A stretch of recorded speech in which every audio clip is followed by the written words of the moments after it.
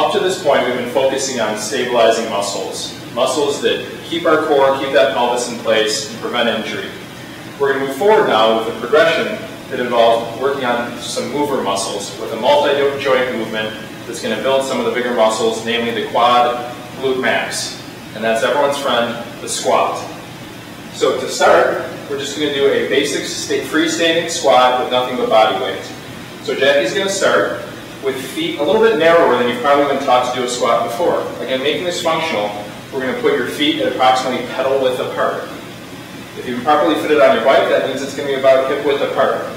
So feet hip width apart. Again, weight is going to go way back as Jackie sits down into it. Hips going back towards the wall. Hands have to come forward to support her, otherwise you tip over backwards. You can see her toes bobbing off the ground. That's perfect. That tells me the weight's in her heels right where they should be. So watch Jackie do a couple sets here, down and up. Weight displacing back. Again, I can see those toes lifting off the ground. That's a great thing. One more.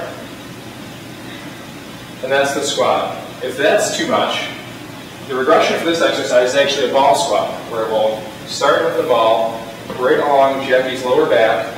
Feet are going to be a little bit forward, so you can sit down into it. Same width apart, and then you're sitting right down into it.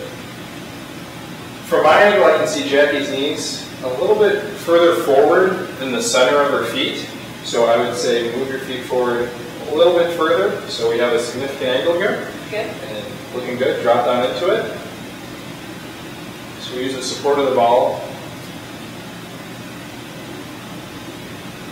to make this exercise a little bit easier. Good. The progression from a regular squat is a single leg squat. In this exercise, it's exactly what it sounds like. So we're putting all the weight on one foot. Jackie's wearing shoes here. If you can go barefoot, all the better. Require a little bit more ankle stability. So here, same story. Hips are going to go back. Leg forward, hands forward for balance. And Jackie's sitting back into it.